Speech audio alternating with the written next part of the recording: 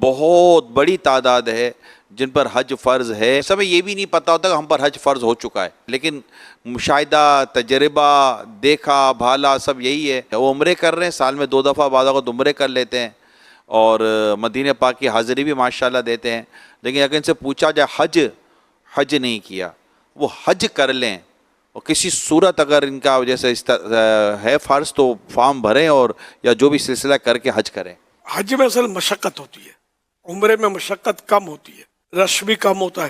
حج میں رش بھی زیادہ ہوتا ہے، مینا، عرفات، مزدلفہ، یہ سب آنا جانا، حالانکہ سب پر لطف سفر ہوتے ہیں اور مزے کو مزہ آتا ہے، لیکن یہ کہ بعض نازک مزاج جو ہوتے ہیں وہ اس لیے وہ حج سے محروم رہتے ہیں.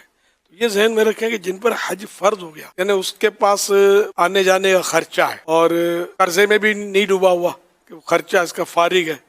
پھر یہ کہ اس کے جانے سے یہ بھی نہیں ہے کہ چلو اس کا کاروبار تباہ ہو جائے گا، یا کوئی اس طرح کی یعنی کہ رکاوٹیں شرعن نہیں ہیں، اور بھی کچھ شرائط ہیں اس کے رکاوٹوں کے.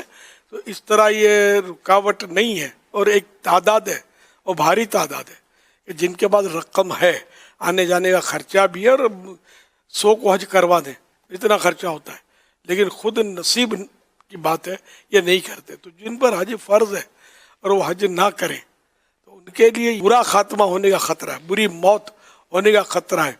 یعنی حدیث پاک میں یہاں تک وہ تنبیہ کی گئی، یعنی خبردار کیا گیا کہ ایسے لوگ جن پر حج فرض ہو اور نہ جائیں، کوئی رکاوٹ بھی نہیں ہے، وہ چاہے یہودی ہو کر مریں، چاہے نصرانی یعنی کرسچن ہو کر مریں، یعنی غیر مسلم ہو کر یہ مرے. دیکھیں یہ تنبیہ ہے کہ ہو سکتا ہے کہ ان کے ساتھ ایسا ہو جائے جو حج نہیں کرتے فرض ہونے کے باوجود. اس لیے وہ حج فرض جنہوں نے نہیں کیا تو وہ فوری طور پر تیاری کریں. اب تو پیکج بہت تھوڑے چھوٹے چھوٹے پیکج ہیں، ہفتے کے 8 دن کا 7 دن کا غالباً یہ پیکج ہوتا ہے حج کا.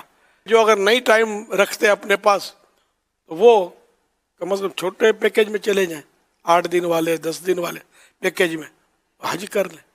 حج کے دن ایام حج 5 ہے، 5 days حج کرنے، اور مدینے کی حاضری بھی دینی ہے. اصل مراد حاضری اس پاک در کی ہے، آقا کے دربار میں تو سلام عرض کرنے حاضر ہونا ہی ہونا ہے.